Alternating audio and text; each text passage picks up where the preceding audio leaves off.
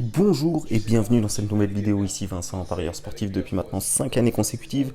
Donc juste avant de commencer cette vidéo, je vous invite à vous abonner si ce n'est pas encore fait et à mettre un petit pouce bleu si vous aimez les vidéos et le contenu que je vous propose. Donc voilà, là c'est les 3 matchs que j'ai présélectionnés pour dimanche. Donc il y en a un que je vous ai déjà publié, donc c'est le match entre l'OM et Rennes, donc vous pouvez voir ma vidéo. Je l'ai déjà publié. Donc là, je vous propose un deuxième pronostic. Je vais vous présenter. Donc, vous voyez, j'avais sélectionné Séville et Real Sociedad.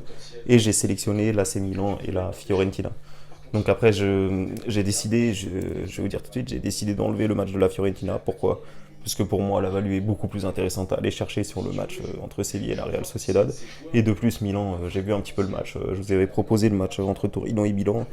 Et il se trouve que Milan a vraiment bien joué et malheureusement a perdu par manque de chance, je trouve. Donc j'ai choisi ce match-là entre Séville et la Real Sociedad. Donc pourquoi déjà? Ce qui m'a vraiment choqué, déjà j'ai vu les cotes qui étaient vraiment très très intéressantes, qui sont d'ailleurs en train de chuter. Donc si vous souhaitez suivre le même pronostic que moi, faites-le dès que vous pouvez, parce que ça va sûrement chuter. Donc voilà.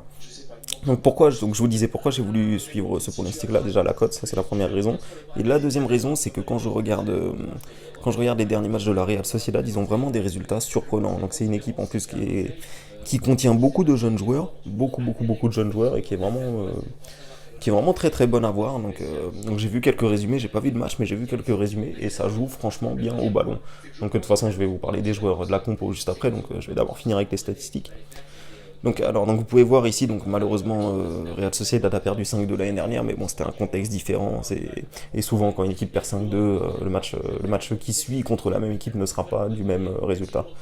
Donc voilà, donc ensuite, qu'est-ce qu'on peut voir? On peut voir, voilà, il y a une chose qui est très très importante, c'est que le FC Séville, au dernier match, donc voilà, donc vous pouvez voir le dernier match, donc ils menaient 2-0 et ils ont pris 3-2 à Eibar. Donc c'est tout simplement un gros chaos technique qu'ils ont pris dans la tronche.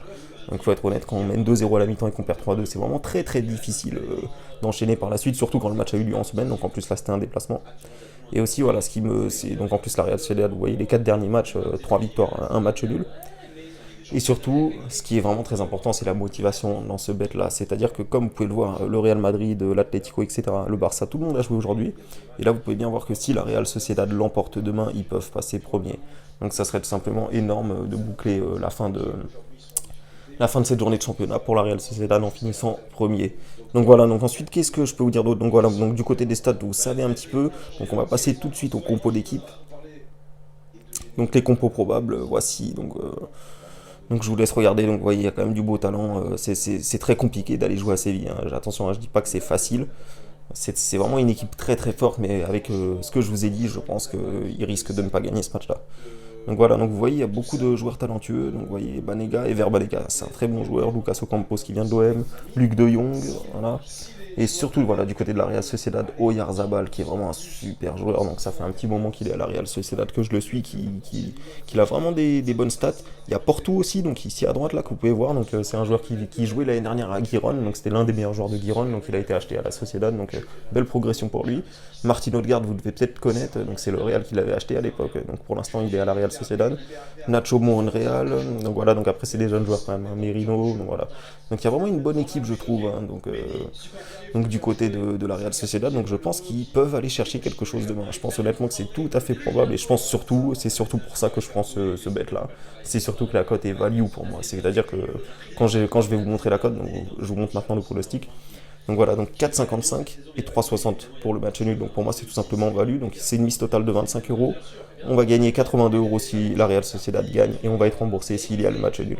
Donc voilà, donc vous savez mon pronostic pour ce match. Donc Séville, pour moi, c'est vraiment dur ce qu'ils ont pris comme scénario cette semaine et ça risque de se sentir encore dans les jambes et dans les têtes. Donc voilà, donc je vous laisse et je vous remercie à tous d'avoir visionné cette vidéo.